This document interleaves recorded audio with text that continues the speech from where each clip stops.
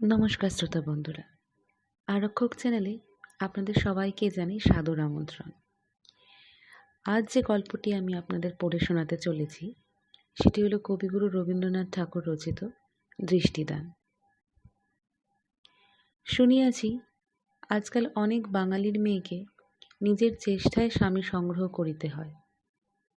আমিও তাই করিয়াছি, কিন্তু দেবতার সহায়তায়। আমি ছেলেবেলা হইতে অনেক ব্রত এবং অনেক শিব পূজা করিয়াছিলাম। আমার ৮ বৎসর বয়স উত্তীর্ণ হইতেই বিবাহ হইয়া গিয়াছিল, কিন্তু পূর্বজন্মের পাপবশত আমি আমার এমন স্বামী পাইয়াও সম্পূর্ণ পাইলাম না। মা ত্রিনয়নী আমার ২ চক্ষু লইলেন। জীবনের শেষ মুহূর্ত পর্যন্ত স্বামীকে দেখিয়া লইবার সুখ দিলেন না। বাল্যকাল হইতেই আমার অগ্নি পরীক্ষার আরম্ভ হয়।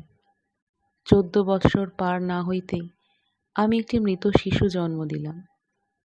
নিজেও মরিবার কাছাকাছি গিয়াছিলাম, কিন্তু যাহাকে দুঃখ ভোগ করিতেই হইবে সে মরিলে চলিবে কেন? যে দ্বীপ জ্বলিবার জন্য হইয়াছে তাহার তেল অল্প হয় না। রাত্রি ভোর জ্বলিয়া তবে তাহার নির্বাণ। বাঁচিলাম বটে, কিন্তু শরীরের দুর্বলতায়, মনের খেদে অথবা যে কারণেই হোক আমার চোখের পীড়া হইল। আমার স্বামী যখন ডাক্তারি পড়িতেছিলেন, নূতন বিদ্যা শিক্ষার উৎসাহবশত চিকিৎসা করিবার সুযোগ পাইলেই তিনি খুশি হইয়া উঠিতেন। তিনি নিজেই আমার চিকিৎসা আরম্ভ করিলেন। দাদা সে বছর বিএল দিবেন বলিয়া কলেজে পড়ি। তিনি একদিন আসিয়া আমার স্বামীকে কহিলেন, করিতেছ কি? কুমুর চোখ দুটো যে নষ্ট করিতে বসিয়াছ, একজন ভালো ডাক্তার দেখাও। আমার স্বামী কহিলেন, ভালো ডাক্তার আসিয়া আর নূতন চিকিৎসা কি করিবে? ওষুধপত্র তো সব জানাই আছে। দাদা কিছু রাগিয়া কহিলেন, তবে তো তোমার সঙ্গে তোমাদের কলেজের বড় সাহেবের কোনো প্রভেদ নাই। স্বামী বলিলেন, আইন পড়িতেছ, ডাক্তারির তুমি কি বোঝো? তুমি যখন বিবাহ করিবে তখন তোমার স্ত্রীর সম্পত্তি লইয়া যদি কখনো কোনো মোকদ্দমা বাধে, তুমি কি আমার পরামর্শ মতো চলিবে? আমি মনে মনে ভাবিতেছিলাম, রাজায় রাজায় যুদ্ধ হইলে উলুখড়েরই বিপদ সবচেয়ে বেশি। স্বামীর সঙ্গে বিবাদ বাঁধিল দাদার, কিন্তু দুই পক্ষ হইতে বাজিতেছে আমাকেই। আবার ভাবিলাম, দাদারা যখন আমাকে দানী করিয়াছেন তখন আমার সম্বন্ধে কর্তব্য এ সমস্ত ভাগাভাগি কেন? আমার সুখ দুঃখ, আমার রোগ ও আরোগ্য সে তো সমস্তই আমার স্বামীর। সেদিন আমার এই এক সামান্য চোখের চিকিৎসা লইয়া আমার স্বামীর যেন একটু মনান্তর হইয়া গেল। সহজেই আমার চোখ দিয়া জল পড়িতেছিল। আমার জলের ধারা আরো বাড়িয়া উঠিল। তাহার প্রকৃত কারণ আমার স্বামী কিংবা দাদা কেহই তখন বুঝিলেন না।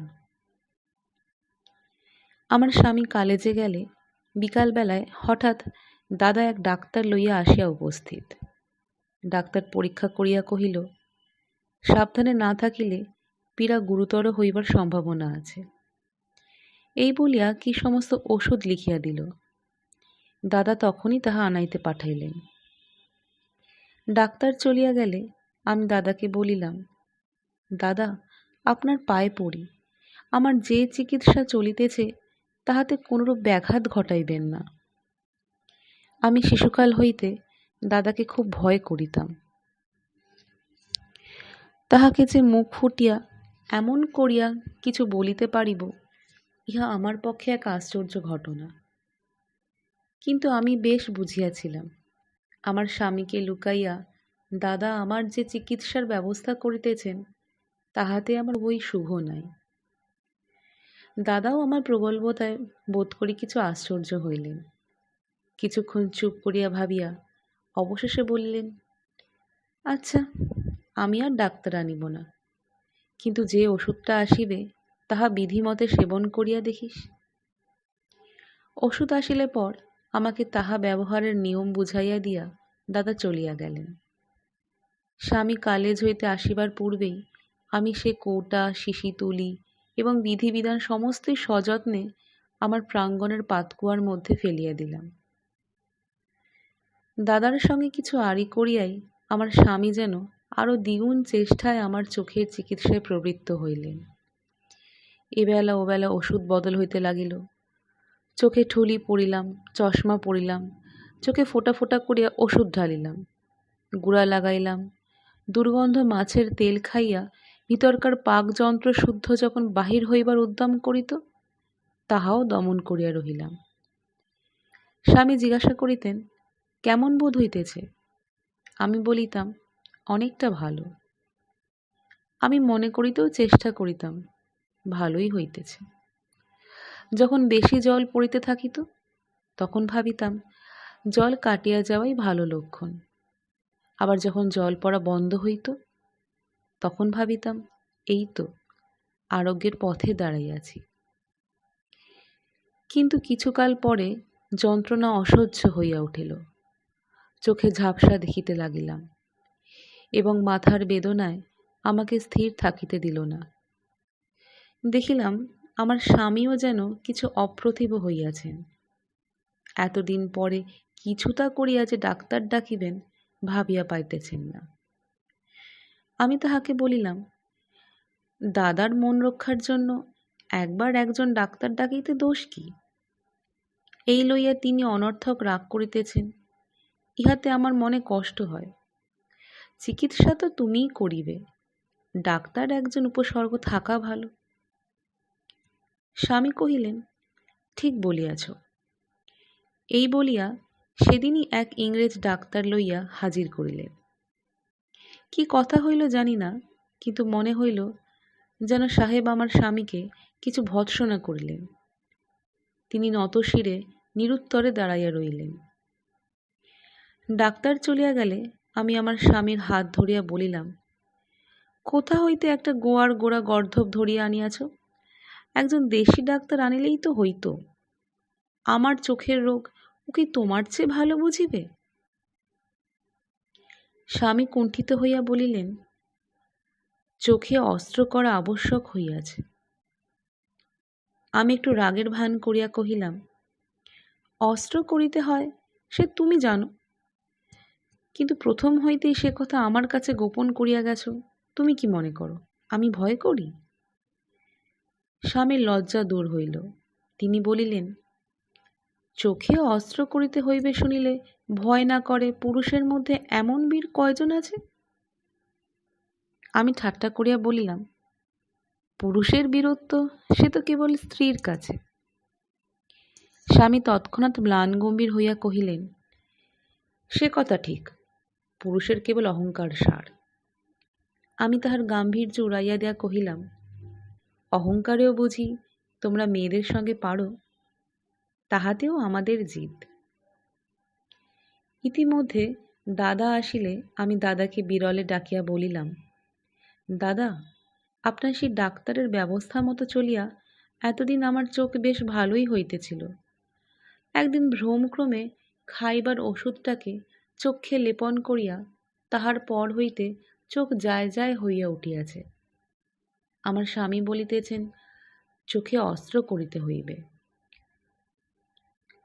দাদা বলিলেন, আমি ভাবিতেছিলাম তোর স্বামীর চিকিৎসায় চলিতেছে, তাই আর আমি রাগ করিয়া এতদিন আসি নাই। আমি বলিলাম, না না, আমি গোপনে সেই ডাক্তারের ব্যবস্থা মতো চলিতেছিলাম, স্বামীকে জানাই নাই, পাছে তিনি রাগ করেন। স্ত্রী জন্ম গ্রহণ করিলে এত মিথ্যাও বলিতে হয়।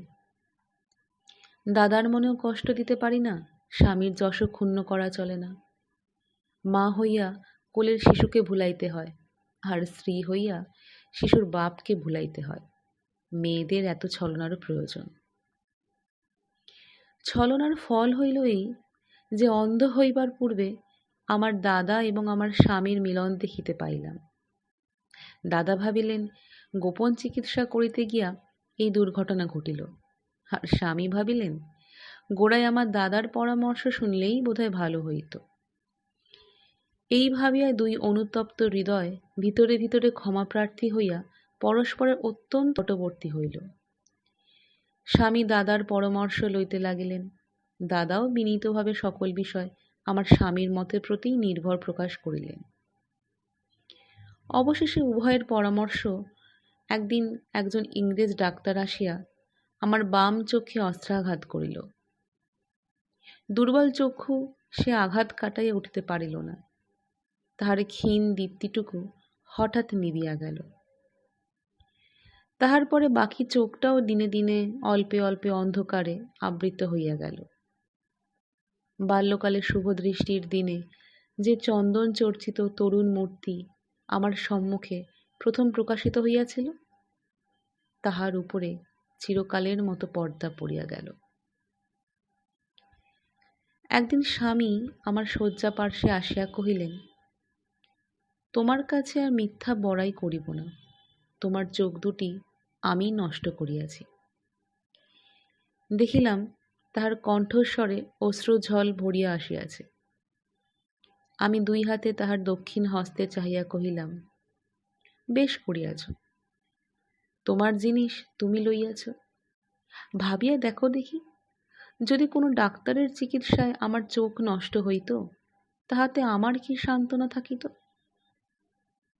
ভবিতব্যতা যখন খণ্ডে না, তখন চোখে আমার কেহই বাঁচাইতে পারিত না।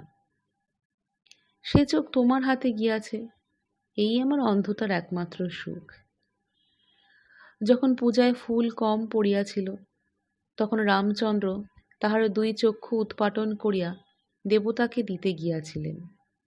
আমার দেবতাকে আমি দৃষ্টি দিলাম। আমার পূর্ণিমার জ্যোৎস্না, আমার প্রভাতের আলো, আমার আকাশের নীল, আমার পৃথিবীর সবুজ সব তোমাকে দিলাম। তোমার চোখে যখন যাহা ভালো লাগিবে আমাকে মুখে বলিও, সে আমি তোমার চোখের দেখার প্রসাদ বলিয়া গ্রহণ করিব।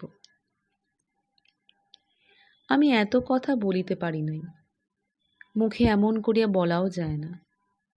এসব কথা আমি অনেক দিন ধরিয়া ভাবিয়াছি। মাঝে মাঝে যখন অবসাদ আসিত, নিষ্ঠা তেজ ম্লান হইয়া পড়িত, নিজেকে বঞ্চিত, দুঃখিত, দুর্ভাগ্য দগ্ধ বলিয়া মনে হইত, তখন আমি নিজের মনকে দিয়া এই সব কথা বলাইয়া লইতাম। এই শান্তি, এই ভক্তিকে অবলম্বন করিয়া নিজের দুঃখের চেয়েও নিজেকে উচ্চ করিয়া তুলিতে চেষ্টা করিতাম। সেদিন কতকটা কথায়, কতকটা নীরবতায় বোধ করি আমার মনের ভাবটা তাহাকে একরকম করিয়া বুঝাইতে পারিয়াছিলাম। তিনি কহিলেন, কুমু, মূঢ়তা করিয়া তোমার যা নষ্ট করিয়াছি সে আর ফিরাইয়া দিতে পারিব না, কিন্তু আমার যতদূর সাধ্য তোমার চোখের অভাব মোচন করিয়া তোমার সঙ্গে সঙ্গে থাকিব। আমি কহিলাম, সে কোনো কাজের কথা নয়। তুমি যে তোমার ঘরকন্যাকে একটি অন্ধের হাসপাতাল করিয়া রাখিবে, সে আমি কিছুতেই হইতে দেব না। তোমাকে আরেকটি বিবাহ করিতেই হইবে।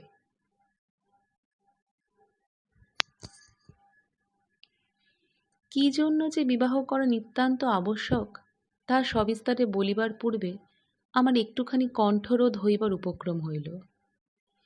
একটু কাশিয়া, একটু সামলাইয়া লইয়া বলিতে যাইতেছি, এমন সময় আমার স্বামী উচ্ছ্বসিত আবেগে বলিয়া উঠিলেন, আমি মূঢ়, আমি অহংকারী, কিন্তু তাই বলিয়া আমি পাষণ্ড নই। নিজের হাতে তোমাকে অন্ধ করিয়াছি।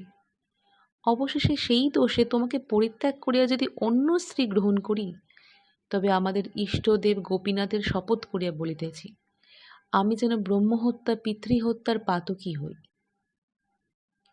এত বড় শপথটা করিতে দিতাম না, বাধা দিতাম, কিন্তু অশ্রু তখন বুক বাহিয়া, কণ্ঠ চাপিয়া, দুই চক্ষু ছাপিয়া ঝরিয়া পড়িবার জো করিতেছিল। তাহাকে সংবরণ করিয়া কথা বলিতে পারিতেছিলাম না। তিনি যাহা বলিলেন তাহা শুনিয়া বিপুল আনন্দের উদ্বেগে বালিশের মধ্যে মুখ চাপিয়া কাঁদিয়া উঠিলাম। আমি অন্ধ, তবু তিনি আমাকে ছাড়িবেন না। দুঃখীর দুঃখের মতো আমাকে হৃদয়ে করিয়া রাখিবেন, এত সৌভাগ্য আমি চাই না, কিন্তু মন তো স্বার্থপর। অবশেষে অশ্রুর প্রথম পশলাটা সবেগে বর্ষণ হইয়া গেলে তাহার মুখ আমার বুকের কাছে টানিয়া লইয়া বলিলাম, এমন ভয়ঙ্কর শপথ কেন করিলে? আমি কি তোমাকে নিজের সুখের জন্য বিবাহ করিতে বলিয়াছিলাম? সতীনকে দিয়া আমি আমার স্বার্থ সাধন করিতাম। চোখের অভাবে তোমার যে কাজ নিজে করিতে পারিতাম না, সে আমি তাহাকে দিয়া করাইতাম। স্বামী কহিলেন, কাজ তো দাসীতেও করে। আমি কি কাজের সুবিধার জন্য একটা দাসী বিবাহ করিয়া আমার এই দেবীর সঙ্গে একাসনে বসাইতে পারি? এই বলিয়া আমার মুখ তুলিয়া ধরিয়া আমার ললাটে একটি নির্মল চুম্বন করিলেন। সেই চুম্বনের দ্বারা আমার যেন তৃতীয় নেত্র উন্মিলিত হইল। সেই ক্ষণে আমার দেবীত্বে অভিষেক হইয়া গেল। আমি মনে মনে কহিলাম, সেই ভালো। যখন অন্ধ হইয়াছি তখন আমি এই বহিঃসংসারে আর গৃহিণী হইতে পারি না। এখন আমি সংসারের উপরে উঠিয়া দেবী হইয়া স্বামীর মঙ্গল করিব। আর মিথ্যা নয়, ছলনা নয়, গৃহিণী রমণীর যত কিছু ক্ষুদ্রতা এবং কপটতা আছে সমস্ত দূর করিয়া দিলাম। সেদিন সমস্ত দিন নিজের সঙ্গে একটা বিরোধ চলিতে লাগিল। গুরুতর শপথে বাধ্য হইয়া স্বামী যে কোনো মতেই দ্বিতীয় বিবাহ করিবেন না, এই আনন্দ মনের মধ্যে যেন একেবারে দংশন করিয়া রহিল। কিছুতেই তাহাকে ছাড়াইতে পারিলাম না। অদ্য আমার মধ্যে যে নূতন দেবীর আবির্ভাব হইয়াছে, তিনি কহিলেন, হয়তো এমন দিন আসিতে পারে যখন এই শপথ পালন অপেক্ষা বিবাহ করিলে তোমার স্বামীর মঙ্গল হইবে। কিন্তু আমার মধ্যে যে পুরাতন নারী ছিল, সে কহিল, তাহা হোক, কিন্তু তিনি যখন শপথ করিয়াছেন তখন তো আর বিবাহ করিতে পারিবেন না। দেবী কহিলেন, তা হোক, কিন্তু ইহাতে তোমার খুশি হইবার কোনো কারণ নাই। মানবী কহিল, সকলই বুঝি, কিন্তু যখন তিনি শপথ করিয়াছেন তখন। বারবার সেই এক কথা।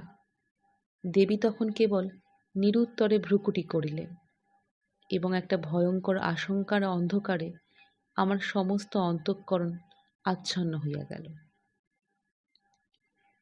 আমার অনুতপ্ত স্বামী চাকর দাসীকে নিষেধ করিয়া নিজে আমার সকল কাজ করিয়া দিতে উদ্যত হইলেন।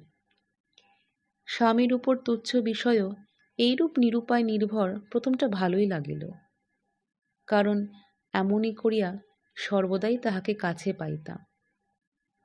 চোখে তাহাকে দেখিতাম না বলিয়া তাহাকে সর্বদা কাছে পাইবার আকাঙ্ক্ষা অত্যন্ত বাড়িয়া উঠিল।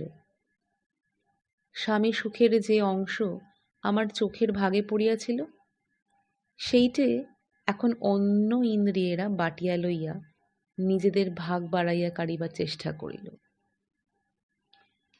এখন আমার স্বামী অধিকক্ষণ বাহিরের কাজে থাকিলে মনে হইত আমি যেন শূন্যে রহিয়াছি। আমি যেন কোথাও কিছু ধরিতে পারিতেছি না, আমার যেন সব হারাইল।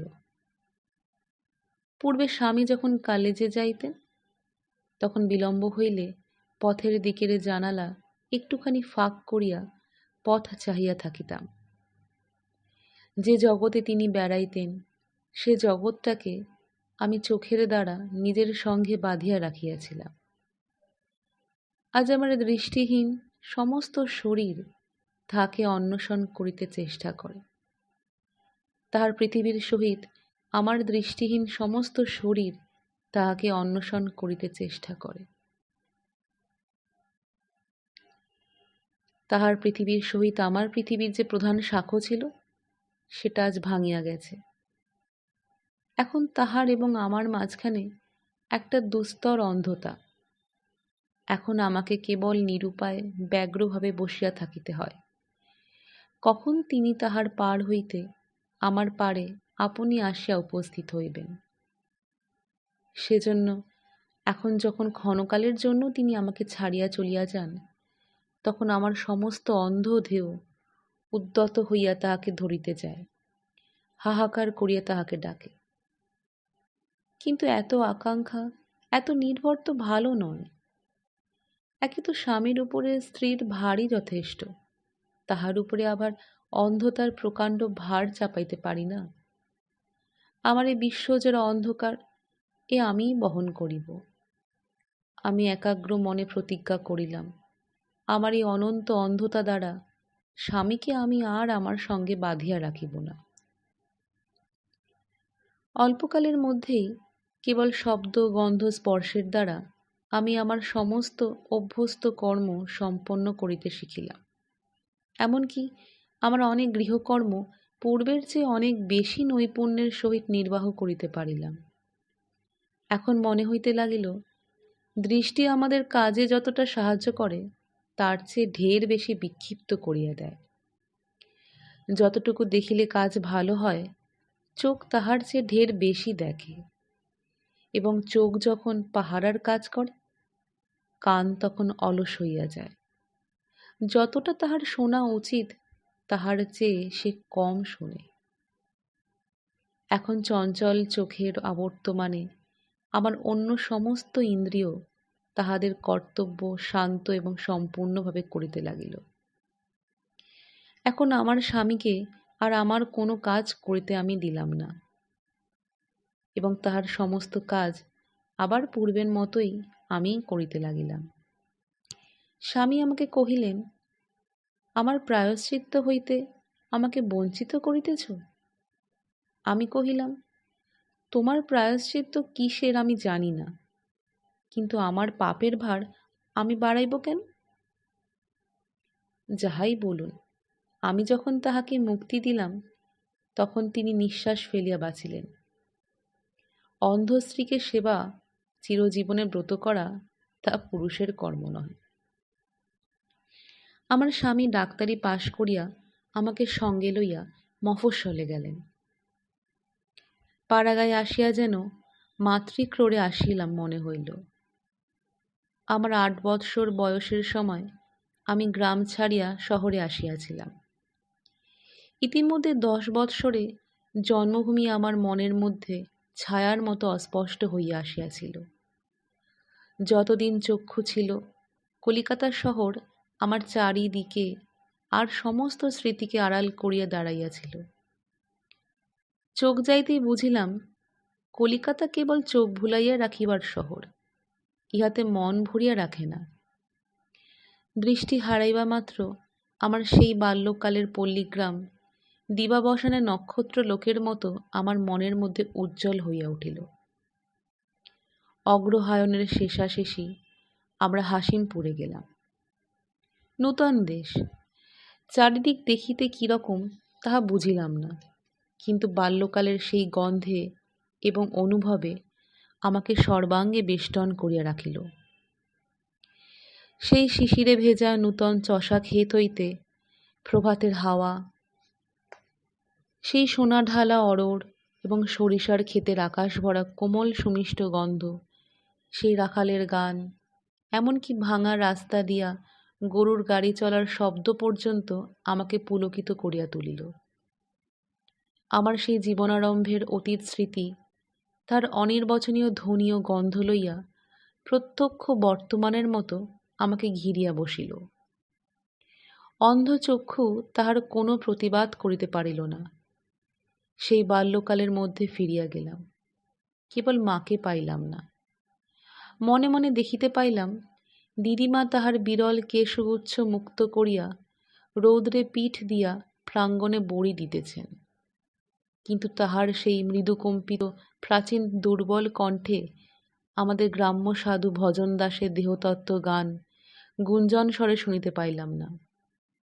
সেই নবান্নের উৎসব শীতের শিশির স্নাত আকাশের মধ্যে সজীব হইয়া জাগিতে উঠিল, কিন্তু ঢেকিশালে নূতন ধান কুটিবার জনতার মধ্যে আমার ছোট ছোট পল্লীর সঙ্গিনীদের সমাগম সে কোথায় গেল? সন্ধ্যাবেলা অদূরে কোথা হইতে হাম্বা ধ্বনি শুনিতে পাই। তখন মনে পড়ে, মা সন্ধ্যাদীপ হাতে করিয়া গোয়ালে আলো দেখাইতে যাইতেছেন।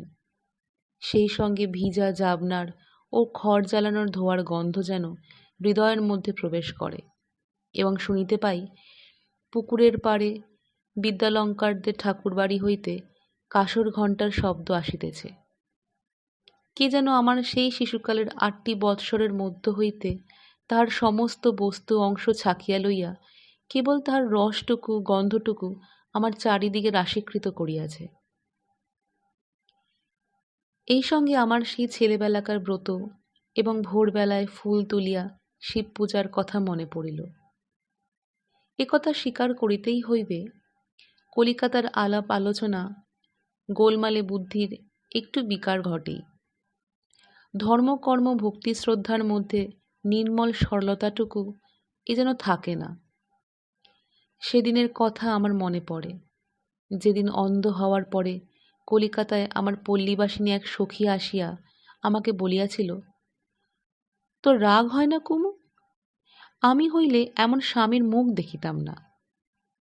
আমি বলিলাম, ভাই, মুখ দেখা তো বন্ধই বটে, সেজন্যে এ পোড়া চোখের উপর রাগ হয়, কিন্তু স্বামীর উপর রাগ করিতে যাইব কেন? যথাসময় ডাক্তার ডাকেন নাই বলিয়া লাবণ্য আমার স্বামীর উপর অত্যন্ত রাগিয়াছিল এবং আমাকেও রাগাইবার চেষ্টা করিয়াছিল। আমি তাহাকে বুঝাইলাম, সংসারে থাকিলে ইচ্ছায় অনিচ্ছায়, জ্ঞানে অজ্ঞানে, ভুলে ভ্রান্তিতে দুঃখ সুখ নানা রকম ঘটিয়া থাকে, কিন্তু মনের মধ্যে যদি ভক্তি স্থির রাখিতে পারি তবে দুঃখের মধ্যেও একটা শান্তি থাকে। নইলে কেবল রাগারাগি রেষারেষি বকাবকি করিয়াই জীবন কাটিয়া যায়। অন্ধ হইয়াছি, এই তো যথেষ্ট দুঃখ, তাহার পরে স্বামীর প্রতি বিদ্বেষ করিয়া দুঃখের বোঝা বাড়াইব কেন? আমার মতো বালিকার মুখে সেকেলে কথা শুনিয়া লাবণ্য রাগ করিয়া অবজ্ঞাবহরে মাথা নাড়িয়া চলিয়া গেল। কিন্তু যাই বলি, কথার মধ্যে বিষ আছে, কথা একেবারে ব্যর্থ হয় না। লাবণ্যের মুখ হইতে রাগের কথা আমার মনের মধ্যে দুটো একটা স্ফুলিঙ্গ ফেলিয়া গিয়াছিল। আমি সেটা পা দিয়া মারাইয়া নিবাইয়া দিয়াছিলাম, কিন্তু তবু দু একটা দাগ থাকিয়াছিল। তাই বলিতেছিলাম, কলিকাতায় অনেক তর্ক, অনেক কথা, সেখানে দেখিতে দেখিতে বুদ্ধি অকালে পাকিয়া কঠিন হইয়া ওঠে। পাড়াগায় আসিয়া আমার সেই শিব পূজার শীতল শিউলি ফুলের গন্ধে হৃদয়ের সমস্ত আশা ও বিশ্বাস আমার সেই শিশুকালের মতোই নবীন ও উজ্জ্বল হইয়া উঠিল। দেবতায় আমার হৃদয় এবং আমার সংসার পরিপূর্ণ হইয়া গেল। আমি নতশিরে লুটাইয়া পড়িলাম, বলিলাম, হে দেব, আমার চক্ষু গেছে বেশ হইয়াছে, তুমি তো আমার আছো। হায়, ভুল বলিয়াছিলাম, তুমি আমার আছো এ কথাও তো স্পর্ধার কথা। আমি তোমার আছি, কেবল এইটুকুই বলিবারই অধিকার আছে আমার। ওগো, একদিন কণ্ঠ চাপিয়া আমার দেবতা এই কথাটা আমাকে বলাইয়া লইবে। কিছুই না থাকিতে পারে, কিন্তু আমাকে থাকিতেই হইবে। কাহারও উপরে কোনো জোর নাই, কেবল নিজের উপরেই আছে। কিছুকাল বেশ সুখে কাটিল। ডাক্তারিতে আমার স্বামীরও প্রতিপত্তি বাড়িতে লাগিল, হাতে কিছু টাকাও জমিল। কিন্তু টাকা জিনিসটা ভালো নয়, উহাতে মন চাপা পড়িয়া যায়। মন যখন রাজত্ব করে তখন সে আপনার সুখ আপনি সৃষ্টি করিতে পারে, কিন্তু ধন যখন সুখ সঞ্চয়ের ভার নেয় তখন মনের আর কাজ থাকে না।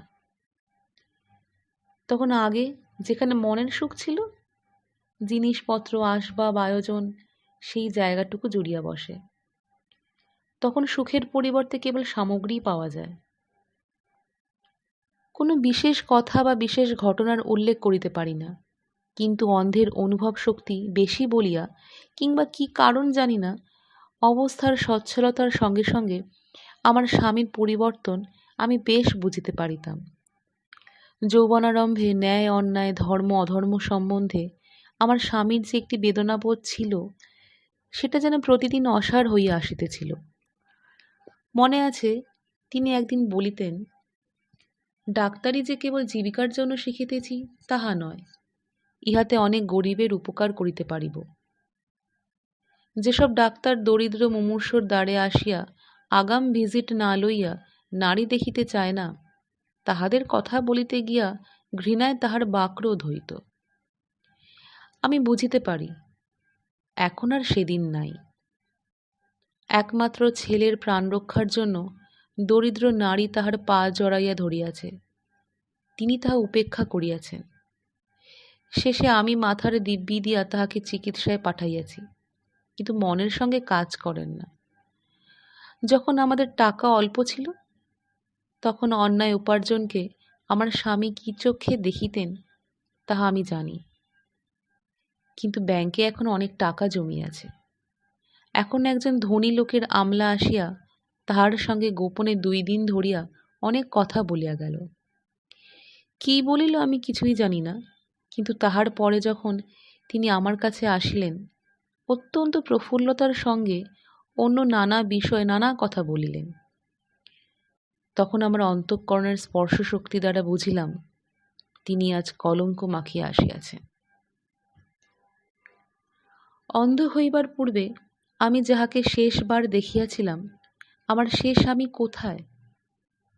যিনি আমার দৃষ্টিহীন 2 চক্ষুর মাঝখানে একটি চুম্বন করিয়া আমাকে একটি দেবী পদে অভিষিক্ত করিয়াছিলেন। আমি তাহার কি করিতে পারিলাম? একদিন একটা রিপুর ঝড় আসিয়া যাহাদের অকস্মাৎ পতন হয়, তাহারা আর একটা হৃদয়াবেগে আবার উপরে উঠিতে পারে।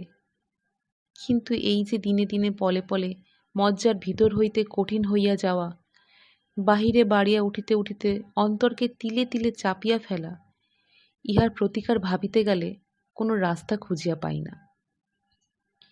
স্বামীর সঙ্গে আমার চোখে দেখার যে বিচ্ছেদ ঘটিয়াছে সে কিছুই নয়, কিন্তু প্রাণের ভিতরটা যে হাঁপাইয়া ওঠে যখন মনে করি আমি যেখানে তিনি সেখানে নাই। আমি অন্ধ। সংসারের আলোক বর্জিত অন্তর্প্রদেশে আমার সেই প্রথম বয়সের নবীন প্রেম, অক্ষুণ্ণ ভক্তি, অখণ্ড বিশ্বাস লইয়া আমি বসিয়া আছি। আমার দেব মন্দিরের জীবনের আরম্ভে আমি বালিকার করপুটে যে শেফালিকার অর্ঘ্যদান করিয়াছিলাম, তাহার শিশির এখনো শুকায় নাই। আর আমার স্বামী এই ছায়াশীতল চিরন নবীনতার দেশ ছাড়িয়া টাকা উপার্জনের পশ্চাতে সংসার মরুভূমির মধ্যে কোথায় যেন অদৃশ্য হইয়া চলিয়া যাইতেছেন। আমি যাহাকে বিশ্বাস করি, যাহাকে ধর্ম বলি, যাহাকে সকল সুখ সম্পত্তির অধিক বলিয়া জানি, তিনি অতি দূর হইতে তাহার প্রতি হাসিয়া কটাক্ষপাত করেন। কিন্তু একদিন এ বিচ্ছেদ ছিল না।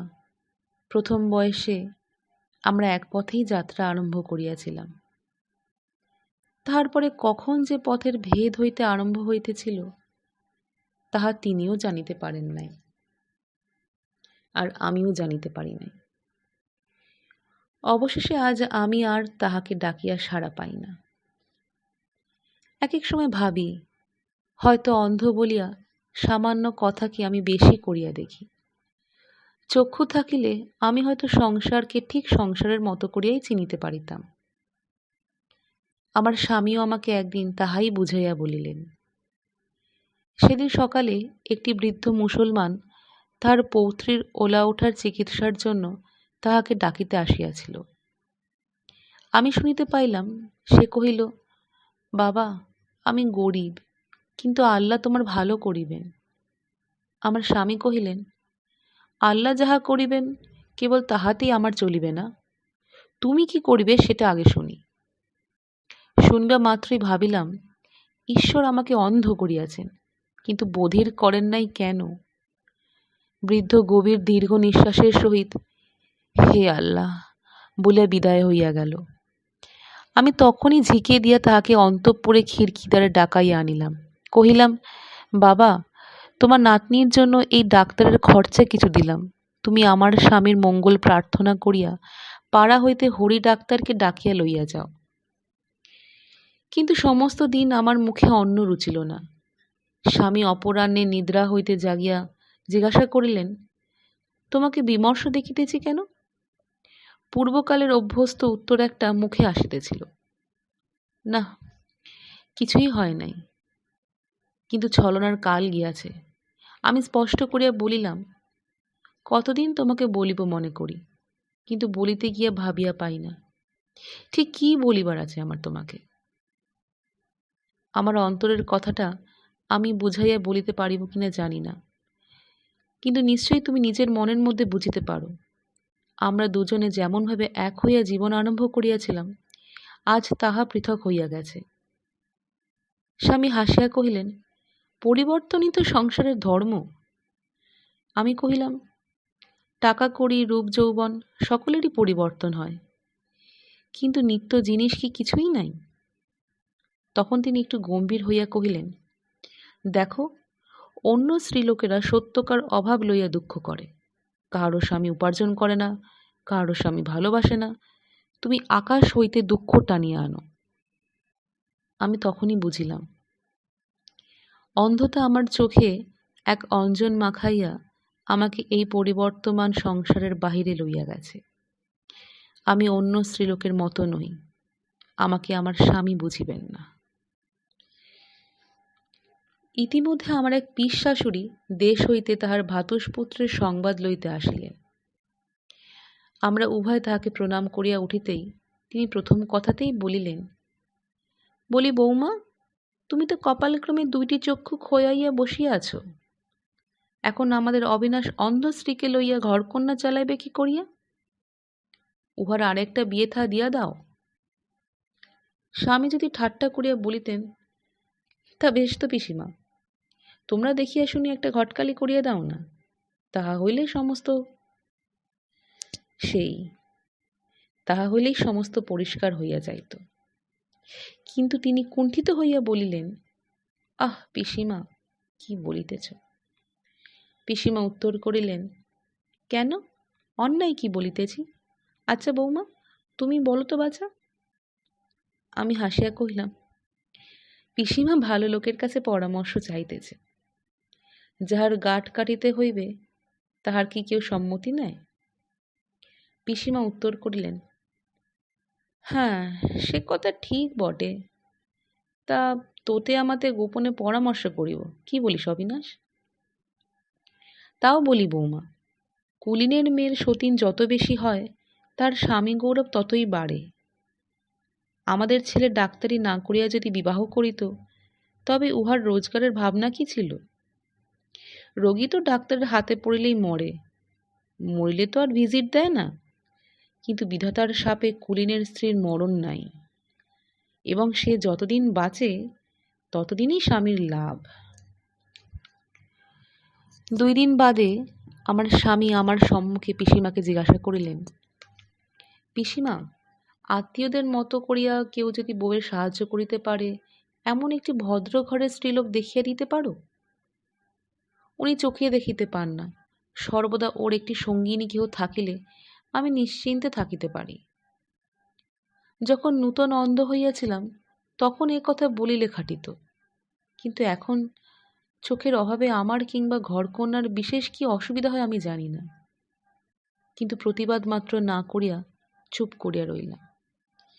পিসিমা কহিলেন, অভাব কি, আমারই তো ভাসুরের এক মেয়ে আছে, যেমন সুন্দরী তেমনি লক্ষ্মী। মেয়েটির বয়স হইল, কেবল উপযুক্ত বরের অভাবে। তা বরের অভাবে কি না, বরের প্রত্যাশায় এই অপেক্ষা করিয়া আছে আর কি, তোমার মতো কুলীন পাইলে এখনই বিবাহ দিয়া দেয়। স্বামী চকিত হইয়া কহিলেন, বিবাহের কথা কে বলিতেছে? পিসিমা কহিলেন, ও মা, বিবাহ না করিলে ভদ্র ঘরের মেয়ে কি তোমার ঘরে অমনি আসিয়া পড়িয়া থাকিবে? কথাটা সঙ্গত বটে, এবং স্বামী তাহার কোনো সদুত্তর দিতে পারিলেন না। আমার রুদ্ধ চক্ষুর অনন্ত অন্ধকারের মধ্যে আমি একলা দাঁড়াইয়া ঊর্ধ্বমুখে ডাকিতে লাগিলাম, ভগবান, আমার স্বামীকে রক্ষা করো। তাহার দিন কয়েক পরে একদিন সকালবেলায় আমার পূজা আহ্নিক সারিয়া বাহিরে আসিতেই পিসিমা কহিলেন, বৌমা, যে ভাসুরজির কথা বলিয়াছিলাম, সেই আমাদের হেমাঙ্গিনী আজ দেশ হইতে আসিয়াছে। হিমু, ইনি তোমার দিদি, ইহাকে প্রণাম করো। এমন সময় আমার স্বামী হঠাৎ আসিয়া যেন অপরিচিত স্ত্রীলোককে দেখিয়া ফিরিয়া যাইতে উদ্যত হইলেন। পিসিমা কহিলেন, কোথা যাস অবিনাশ? স্বামী জিজ্ঞাসা করিলেন, ইনি কে? পিসিমা কহিলেন, এই মেয়েটি আমার সেই ভাসুরজি হেমাঙ্গিনী। ইহাকে কখন আনা হইল, কে আনিল, কি বৃত্তান্ত, এই লইয়া আমার স্বামী বারংবার অনেক অনাবশ্যক বিস্ময় প্রকাশ করিতে লাগিলেন। আমি মনে মনে কহিলাম, যাহা ঘটিতেছে তাহা তো সবই বুঝিতেছি, কিন্তু ইহার উপরে আবার ছলনা আরম্ভ হইল। লুকাচুরি, ঢাকাঢাকি, মিথ্যা কথা। অধর্ম করিতে যদি হয়তো করো, সে নিজের অশান্ত প্রবৃত্তির জন্য, কিন্তু আমার জন্য কেন হীনতা করা? আমাকে ভুলাইবার জন্য কেন এই মিথ্যাচরণ? হেমাঙ্গিনীর হস্ত ধরিয়া আমি তাহাকে আমার শয়নগৃহে লইয়া গেলাম। তাহার মুখে গায়ে হাত বুলাইয়া তাহাকে দেখিলাম। মুখটি সুন্দর হইবে, বয়সও 14-15 কম হইবে না। বালিকা হঠাৎ মধুর কণ্ঠে হাসিয়া উঠিয়া কহিল, ও কি করিতেছ? আমার ভূত ঝাড়াইবে নাকি? সে উন্মুক্ত সকল হাস্যধ্বনিতে আমাদের মাঝখানের একটা অন্ধকার মেঘ যেন এক মুহূর্তে কাটিয়া গেল। আমি দক্ষিণ বাহুতে তাহার কণ্ঠ বেষ্টন করিয়া কহিলাম, আমি তোমাকে দেখিতেছি ভাই, বলিয়া তাহার কোমল মুখখানিতে আর একবার হাত বুলাইলাম। দেখিতেছ? এই বলিয়া সে আবার হাসিতে লাগিল, কহিল, আমি কি তোমার বাগানের শিম না বেগুন যে হাত বুলাইয়া দেখিতে কতটা বড় হইয়াছি? তখন আমার হঠাৎ মনে হইল, আমি যে অন্ধ তাহা হেমাঙ্গিনী জানে না। কহিলাম, বোন, আমি যে অন্ধ। শুনিয়া সে কিছুক্ষণ আশ্চর্য হইয়া গম্ভীর হইয়া রহিল। বেশ বুঝিতে পারিলাম, তাহার কৌতূহলী তরুণ আয়ত নেত্র দিয়া সে আমার দৃষ্টিহীন চক্ষু এবং মুখের ভাব মনোযোগের সহিত দেখিল। তাহার পরে কহিল, ও তাই বুঝি কাকি, মানে তোমরা কাকিকে এখানে আনাইয়াছ? আমি কহিলাম, না না, আমি ডাকি নাই, তোমার কাকি আপনি আসিয়াছেন। বালিকা আবার হাসিয়া উঠিয়া কহিল, দয়া করিয়া? তাহা হইলে দয়াময় শীঘ্র নড়িতেছেন না, কিন্তু বাবা আমাকে এখানে কেন পাঠাইলেন? এমন সময় পিসিমা ঘরে প্রবেশ করিলে। এতক্ষণ আমার স্বামীর সঙ্গে তার কথাবার্তা চলিতেছিল। ঘরে আসিতেই হেমাঙ্গিনী কহিল, কাকি, আমরা বাড়ি ফিরিব কবে বলো?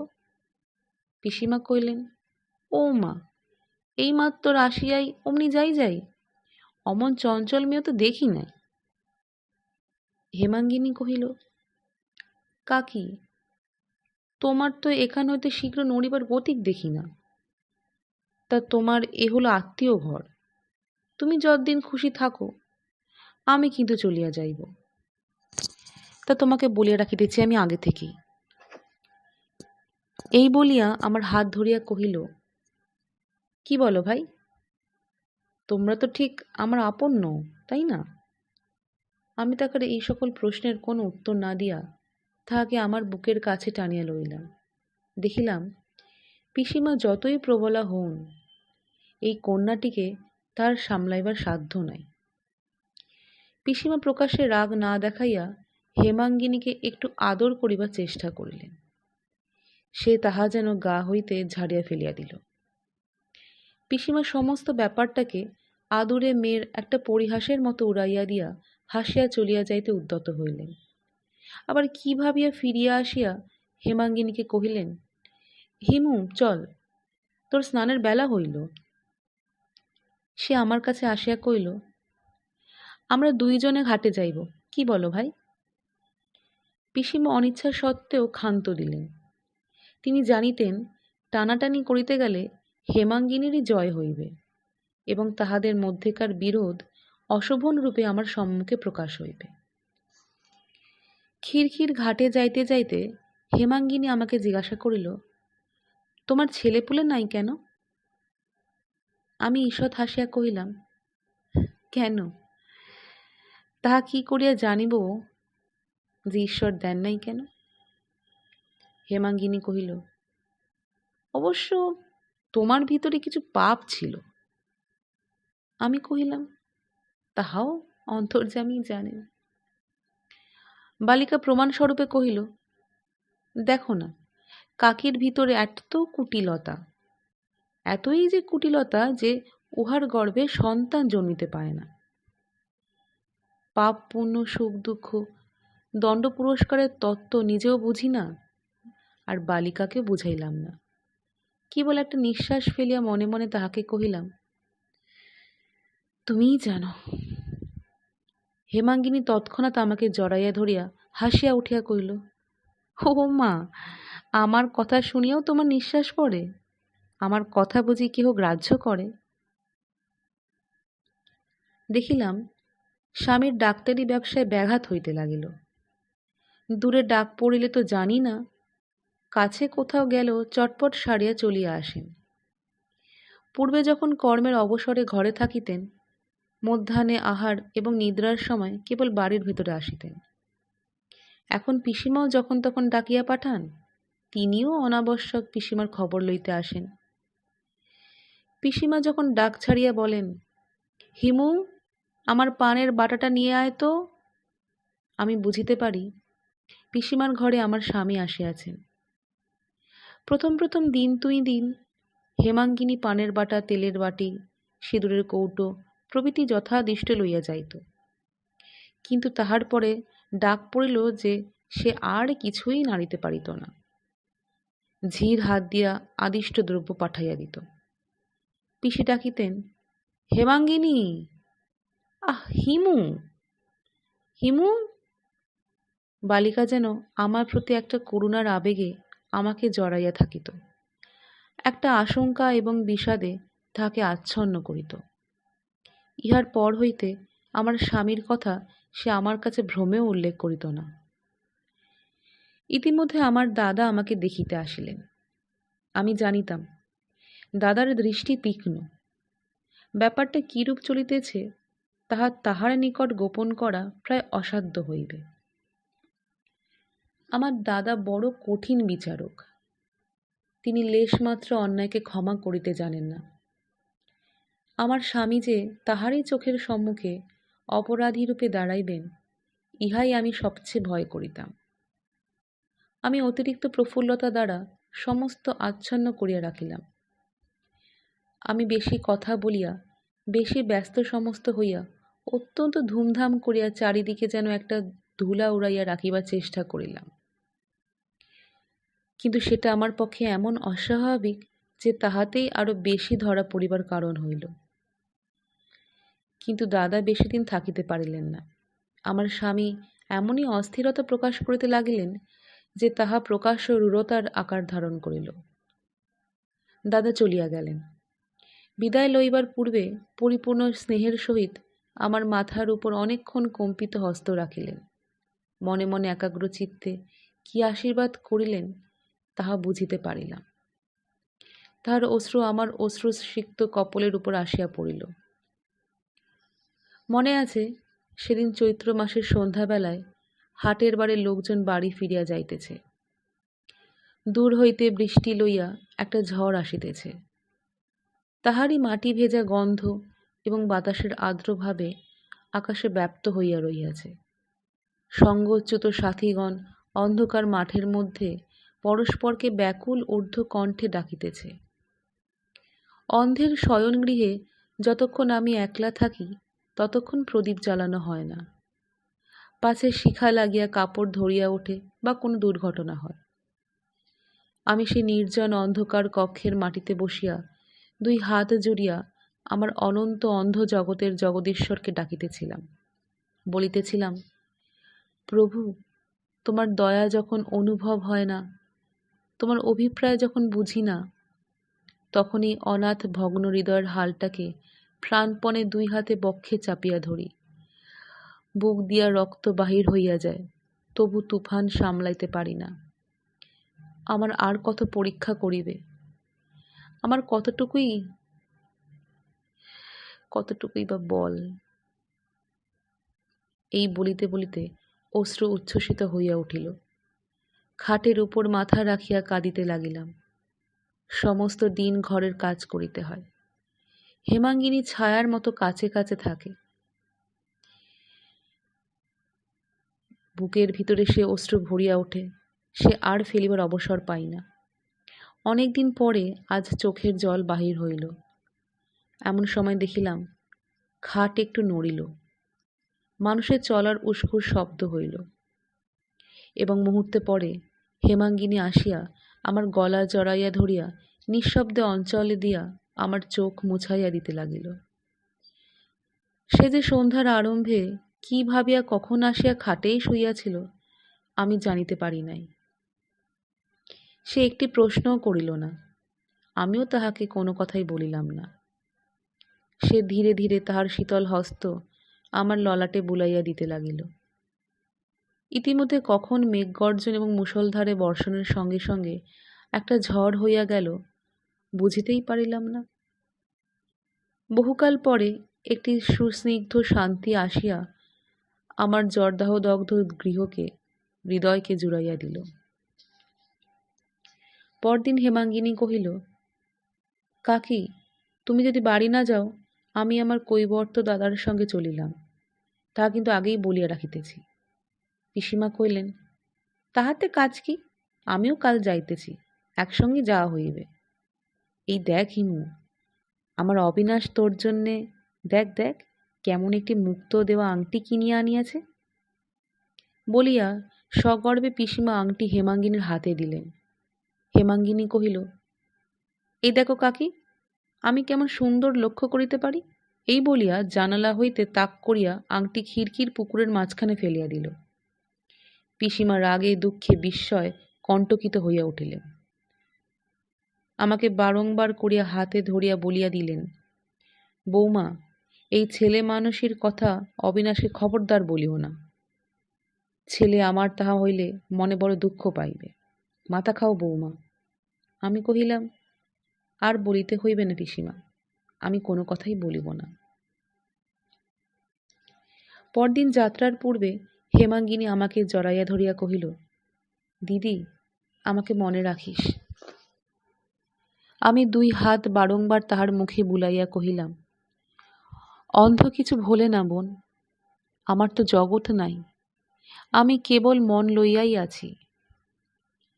এই বলিয়া তাহার মাথাটা লইয়া একবার আঘ্রাণ করিয়া চুম্বন করিলাম। ঝরঝর করিয়া তাহার কেশরাশির মধ্যে আমার অশ্রু ঝরিয়া পড়িল। হেমাঙ্গিনী বিদায় লইলে আমার পৃথিবীটা শুষ্ক হইয়া গেল।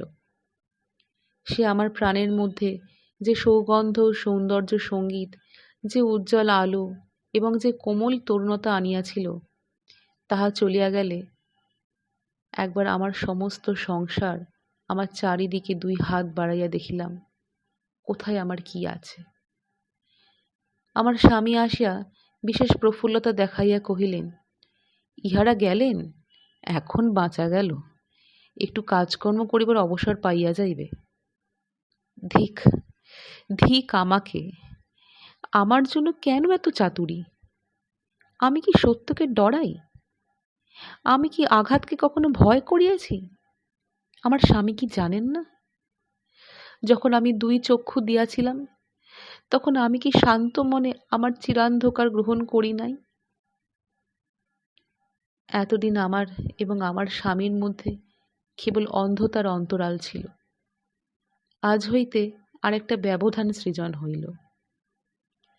আমার স্বামী ভুলিয়াও কখনো হেমাঙ্গিনীর নাম আমার কাছে উচ্চারণ করিতেন না। যেন তাহার সম্পর্কীয় সংসার হইতে হেমাঙ্গিনী একেবারে লুপ্ত হইয়া গেছে। যেন সেখানে সে কোনো কালে লেশমাত্র রেখাপাত করে নাই। অথচ পত্র দ্বারা তিনি যে সর্বদাই তাহার খবর পাইতেন, তাহা আমি অনায়াসে অনুভব করিতে পারিতাম। যেমন পুকুরের মধ্যে বন্যার জল যেদিন একটু বেশি প্রবেশ করে, সেদিনই পদ্মের ডাঁটায় টান পড়ে, তেমনি তাহার ভেতরে একটুও যেদিন স্ফীতির সঞ্চার হয়, সেদিন আমার হৃদয়ের মূলের মধ্য হইতে আমি আপনি অনুভব করিতে পারি। কবে তিনি খবর পাইতেন এবং কবে পাইতেন না, তাহা আমার কাছে কিছু অগোচর ছিল না, কিন্তু আমিও তাহাকে তাহার কথা শুধাইতে পারিতাম না। আমার অন্ধকার হৃদয় সেই যে উন্মত্ত উদ্দাম উজ্জ্বল সুন্দর তারাটি ক্ষণকালের জন্য উদয় হইয়াছিল, তাহার একটু খবর পাইবার এবং তাহার কথা আলোচনা করিবার জন্য আমার প্রাণ তৃষিত হইয়া থাকিত। কিন্তু আমার স্বামীর কাছে মুহূর্তের জন্য তাহার নাম করিবার অধিকার ছিল না। আমাদের দুজনার মাঝখানে বাক্যে এবং বেদনায় পরিপূর্ণ এই একটা নীরবতা অটলভাবে বিরাজ করিত। বৈশাখ মাসের মাঝামাঝি একদিন ঝি আসিয়া আমাকে জিজ্ঞাসা করিল, মা ঠাকুরুন, ঘাটে যে অনেক আয়োজনে নৌকা প্রস্তুত হইতেছে, বাবা মশাই কোথায় যাইতেছেন? আমি জানিতাম একটা কি উদ্যোগ হইতেছে। আমার অদৃষ্ট আকাশে প্রথম কিছুদিন ঝড়ের পূর্বকার নিস্তব্ধতা এবং তাহার পরে প্রলয়ের ছিন্ন বিচ্ছিন্ন মেঘ আসিয়া জমিতেছিল। সংহারকারী শঙ্কর নীরব অঙ্গগুলির ইঙ্গিতে তার সমস্ত প্রলয় শক্তিকে আমার মাথার উপরে জড়ো করিতেছেন, তাহা আমি বুঝিতে পারিতেছিলাম। ঝিকে বলিলাম, কই, আমি তো এখনো কোনো খবর পাই নাই। ঝি আর কোনো প্রশ্ন জিজ্ঞাসা করিতে সাহস না করিয়া নিঃশ্বাস ফেলিয়া চলিয়া গেল। অনেক রাত্রে আমার স্বামী আসিয়া কহিলেন, দূরে এক জায়গায় আমার ডাক পড়িয়াছে, কাল ভোরেই আমাকে রওনা হইতে হইবে। বোধ করি ফিরিতে এই 2-3 দিন বিলম্ব হইতে পারে। আমি শয্যা হইতে উঠিয়া দাঁড়াইয়া কহিলাম, কেন আমাকে মিথ্যা বলিতেছ? আমার স্বামী কম্পিত অস্ফুট কণ্ঠে কহিলেন, মিথ্যা কি বলিলাম? আমি কহিলাম, তুমি বিবাহ করিতে চাইতেছ। তিনি চুপ করিয়া রহিলেন। আমিও স্থির হইয়া দাঁড়াইয়া রহিলাম। অনেকক্ষণ ঘরে কোনো শব্দ রইল না। শেষে আমি বলিলাম, একটা উত্তর দাও, বলো, হ্যাঁ, আমি বিবাহ করিতে যাইতেছি। তিনি প্রতিধ্বনির ন্যায় উত্তর দিলেন, হ্যাঁ, আমি বিবাহ করিতে যাইতেছি। আমি কহিলাম, না, তুমি যাইতে পারিবে না। তোমাকে আমি এই মহা বিপদ মহা পাপ হইতে রক্ষা করিব। এ যদি না পারি তবে তবে আমি তোমার কিসের স্ত্রী? কি জন্য আমি শিব পূজা করিয়াছিলাম? আবার অনেকক্ষণ গৃহ নিঃশব্দ হইয়া রহিল। আমি মাটিতে পড়িয়া স্বামীর পা জড়াইয়া ধরিয়া কহিলাম, আমি তোমার কি অপরাধ করিয়াছি? কিসে আমার ত্রুটি হইয়াছে? অন্য স্ত্রীতে তোমার কিসের প্রয়োজন? মাথা খাও, সত্য করিয়া বলো। তখন আমার স্বামী ধীরে ধীরে কহিলেন, সত্যই বলিতেছি, আমি তোমাকে ভয় করি।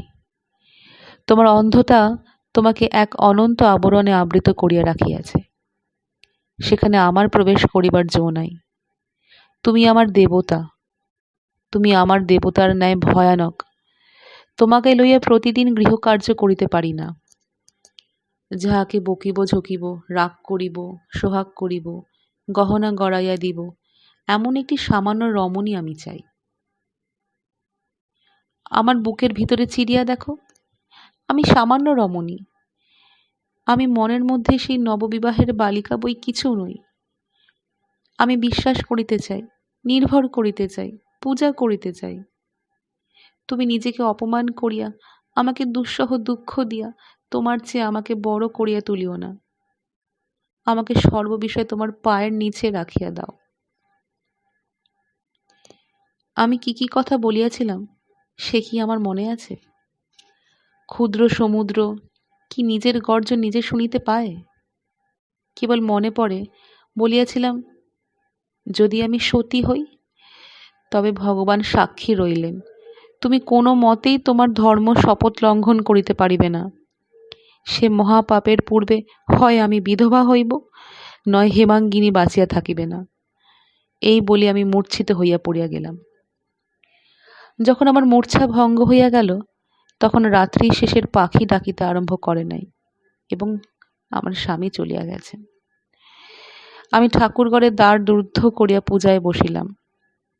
সমস্ত দিন আমি ঘরের বাহির রহিলাম না। সন্ধ্যার সময় কালবৈশাখীর ঝড়ে দালান কাঁপিতে লাগিল। আমি বলিলাম না যে, হে ঠাকুর, আমার স্বামী এখন নদীতে আছেন, তাহাকে রক্ষা করো। আমি কেবল একান্ত মনে বলিতে লাগিলাম, ঠাকুর, আমার অদৃষ্টে যাহা হইবার হোক, কিন্তু আমার স্বামীকে মহাপাতক হইতে নিবৃত্ত করো। সমস্ত রাত্রি কাটিয়া গেল। তাহার পরদিনও আসন পরিত্যাগ করি নাই। অনিদ্রায় অনাহারে কে আমাকে বল দিয়াছিল জানি না, আমি পাষাণ মূর্তির সম্মুখে পাষাণ মূর্তির মতোই বসিয়াছিলাম। সন্ধ্যার সময় বাহির হইতে দ্বার ঠেলাঠেলি আরম্ভ হইল। দ্বার ভাঙিয়া যখন ঘরে লোক প্রবেশ করিল, তখন আমি মূর্ছিত হইয়া পড়িয়া আছি। মূর্ছাভঙ্গে শুনিলাম, দিদি। দেখিলাম হেমাঙ্গিনীর কোলে শুইয়া আছি। মাথা নাড়িতেই তাহার নূতন চেলি খসখস করিয়া উঠিল। হা ঠাকুর, আমার প্রার্থনা শুনিলে না, আমার স্বামীর পতন হইল। হেমাঙ্গিনী মাথা নিচু করিয়া ধীরে ধীরে কহিল, দিদি, তোমার আশীর্বাদ লইতে আসিয়াছি। প্রথম এক মুহূর্ত কঠোর মতো হইয়া পরক্ষণে উঠিয়া বসিয়া কহিলাম, কেন আশীর্বাদ করিব না বোন? তোমার কি অপরাধ? হেমাঙ্গিনী তাহার সুমিষ্ট উচ্চকণ্ঠে হাসিয়া কহিল, অপরাধ? তুমি বিবাহ করিলে অপরাধ হয় না, আর আমি করিলে অপরাধ? হেমাঙ্গিনীকে জড়াইয়া ধরিয়া আমিও হাসিলাম। মনে মনে কহিলাম, জগতে আমার প্রার্থনাই কি চূড়ান্ত? তাহার ইচ্ছাই কি শেষ নহে? যে আঘাত পড়িয়াছে সে আমার মাথার উপরেই পড়ুক। কিন্তু হৃদয়ের মধ্যে যেখানে আমার ধর্ম, আমার বিশ্বাস আছে, সেখানে পড়িতে আমি দেব না। আমি যেমন ছিলাম তেমনই থাকিব। হেমাঙ্গিনী আমার পায়ের কাছে পড়িয়া আমার পায়ের ধুলা লইল। আমি কহিলাম, তুমি চির সৌভাগ্যবতী, চির সুখিনী হও। হেমাঙ্গিনী কহিল, কেবল আশীর্বাদ নয়, তোমার সতীর হস্তে আমাকে এবং তোমার ভগ্নীপতিকে বরণ করিয়া লইতে হইবে। তুমি তাহাকে লজ্জা করিলে চলিবে না। যদি অনুমতি করো, তাহাকে অন্তঃপুরে লইয়া আসি। আমি কহিলাম, আনো। কিছুক্ষণ পরে আমার ঘরে নূতন পদশব্দ প্রবেশ করিল। সস্নেহ প্রশ্ন শুনিলাম, ভালো আছিস কুমু? আমি ত্রস্ত বিছানা ছাড়িয়া উঠিয়া পায়ের কাছে প্রণাম করিয়া কহিলাম, দাদা? হেমাঙ্গিনী কহিল, দাদা কিসের? কান মলিয়া দাও, ও তোমার ছোট ভগ্নীপতি। তখন সমস্ত বুঝিলাম। আমি জানিতাম দাদার প্রতিজ্ঞা ছিল বিবাহ করিবেন না। মা নাই, তাহাকে অনুনয় করিয়া বিবাহ করাইবার কেহ ছিল না। এবার আমি তাহার বিবাহ দিলাম। দুই চক্ষু বাহিয়া হু হু করিয়া জল ঝরিতে পড়িতে লাগিল। কিছুতেই থামাইতে পারি না। দাদা ধীরে ধীরে আমার চুলের মধ্যে হাত বুলাইয়া দিতে লাগিলেন। হেমাঙ্গিনী আমাকে জড়াইয়া ধরিয়া কেবল হাসিতে লাগিল। রাত্রে ঘুম হইতেছিল না। আমি উৎকণ্ঠিত চিত্তে স্বামীর প্রত্যাগমনের প্রত্যাশা করিতেছিলাম। লজ্জা এবং নৈরাশ্যে তিনি কিরূপভাবে সংবরণ হইবেন, তাহা আমি কিছুই স্থির করিতে পারিতেছিলাম না। অনেক রাত্রে অতি ধীরে দ্বার খুলিল। আমি চমকিয়া উঠিয়া বসিলাম।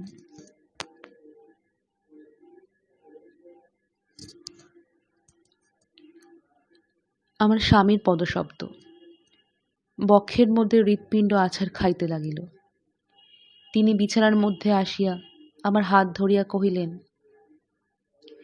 তোমার দাদা আমাকে রক্ষা করিয়াছেন। আমি ক্ষণকালের মোহে পড়িয়া মরিতে যাইতেছিলাম। সেদিন আমি যখন নৌকায় উঠিয়াছিলাম, আমার বুকের মধ্যে যে কি পাথর চাপিয়াছিল, তাহা কেবল অন্তর্যামী জানেন। যখন নদীর মধ্যে ঝড়ে পড়িয়াছিলাম, তখন প্রাণের ভয়ও হইতেছিল। সেই সঙ্গে ভাবিতেছিলাম, যদি ডুবিয়া যাই, তাহা হইলেই আমার উদ্ধার হয়। মথুরগঞ্জে পৌঁছিয়া শুনিলাম, তাহার পূর্বদিনেই তোমার দাদার সঙ্গে হেমাঙ্গিনীর বিবাহ হইয়া গেছে। কি লজ্জা এবং কি আনন্দে নৌকায় ফিরিয়াছিলাম তাহা বলিতে পারি না। এই কয়দিনে আমি নিশ্চয় করিয়া বুঝিয়াছি, তোমাকে ছাড়িয়া আমার কোনো সুখ নাই, তুমি আমার দেবী। আমি হাসিয়া কহিলাম, না, আমার দেবী হইয়া আর কাজ নাই। আমি তোমার ঘরের গৃহিণী, আমি সামান্য নারী মাত্র। স্বামী কহিলেন, আমারও একটা অনুরোধ, তোমাকে কিন্তু তা রাখিতেই হইবে। আমাকে আর দেবতা বলিয়া কখনো অপ্রতিভ করিও না।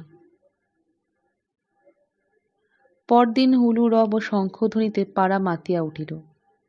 হেমাঙ্গিনী আমার স্বামীকে আহারে উপবেশনে প্রভাতে রাত্রে নানা প্রকারে পরিহাস করিতে লাগিল।